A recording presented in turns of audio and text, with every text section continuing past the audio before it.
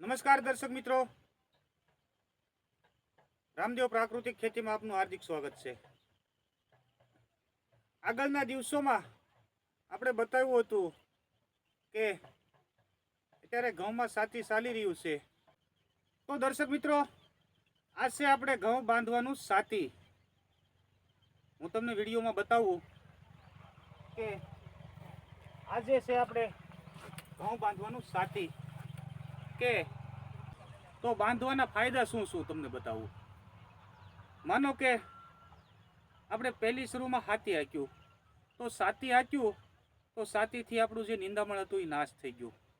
થળીએ કોઈ નિંદામણ બસી ગયું હોય તો એ નિંદામણ પણ માટી વળી જાય, માટી સડી જાય એટલે એ નિંદામણ પણ નાશ થઈ જાય.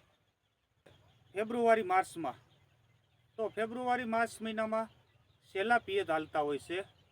તો સેલા પિયતમાં પવન ઉડતો હોય છે આપણે. તો આ માટી સડાવવાથી આપણા ઘઉં ઢળે નહીં અને કમ્પ્લીટ ઊભા રહે, એના માટે આપણે જે તો રામદેવ પ્રાકૃતિક ખેતીને લાઈક, શેર અને સબસ્ક્રાઈબ કરો.